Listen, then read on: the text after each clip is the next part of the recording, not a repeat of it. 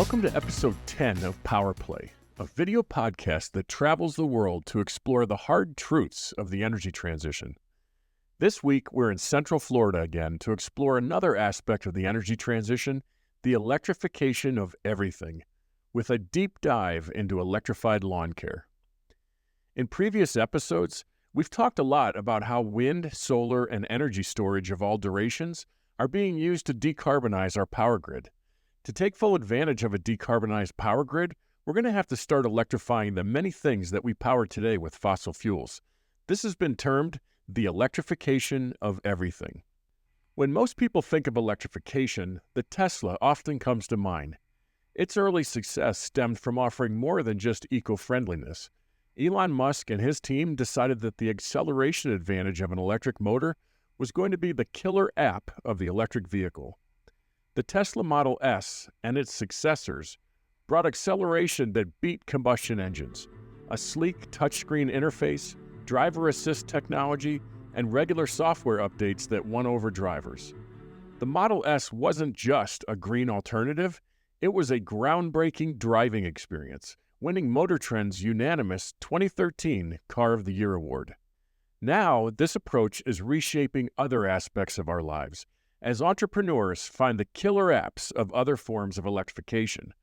For instance, in home heating and cooling, as well as water heaters, heat pumps efficiently move heat between indoors and outdoors.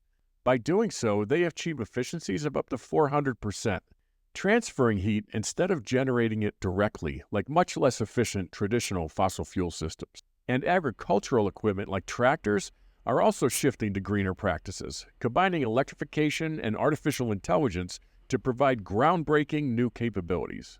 In our homes, smart devices help us monitor and control energy use. And electric bikes, well, I can tell you from personal experience that the killer app of electric bikes is that the electric motor is an equalizer when trying to bike with a wife who runs ultramarathons. And electric lawn care tools are another important part of this shift. Today, lawn care companies have found that the killer app of electrification is noise. Electric leaf blowers and mowers offer quieter, higher frequency noise, which doesn't penetrate walls and windows like lower frequency sound from gas motors. Let's hear what two Central Florida lawn care companies who've made the switch to electric have to say about the electrification of lawn care. Let's start with Danny, who's owner-operator of a one-man company that he named after the killer app of lawn care electrification, MowQuiet. Danny arrives at his job site in a Toyota Prius, which carries all of the electrical lawn care equipment he needs. He unloads it in minutes and finishes mowing, trimming, and blowing a typical yard in 45 minutes. Let's hear Danny describe a customer experience. And I even went really early when I was first starting at one of my yards, and they were kind of like, I don't know if I want you coming that early. Like, we had problems with the last guy, blah, blah, blah. And I was there, 7 or 8 a.m., and they didn't even realize I had done it. To see a larger scale operation, I woke up early one morning and followed one of the lawn care teams from Suntech as they traveled to their first job site of the day. Just like Tesla's early models, electric lawn care tools are more than just environmentally friendly. They solve real-world problems. For customers, it's reduced noise pollution.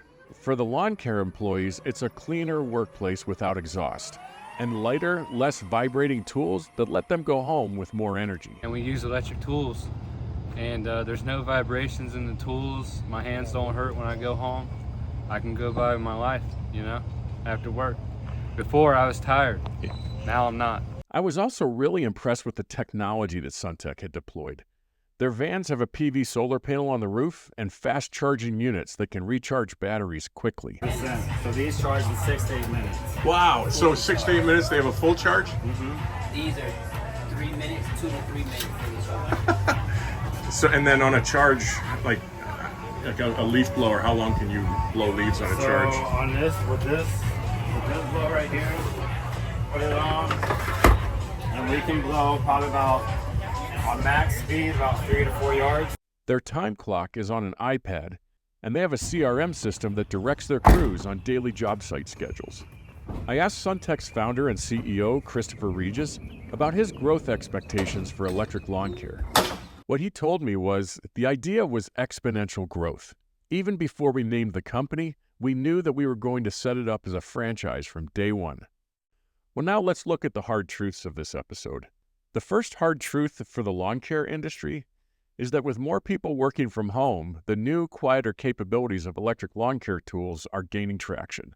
Since the pandemic, many U.S. cities and states have passed new ordinances aimed to limit or ban gas-powered lawn equipment. The second hard truth of this episode is the issue of fossil fuel scale.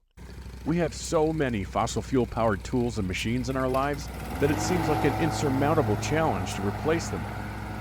But the average lifespan of most of the devices we're talking about is less than 7 years, and a complete change to electric in the next decade is not only possible, but will become inevitable as the economics and killer apps of electrification overtake fossil fuel alternatives.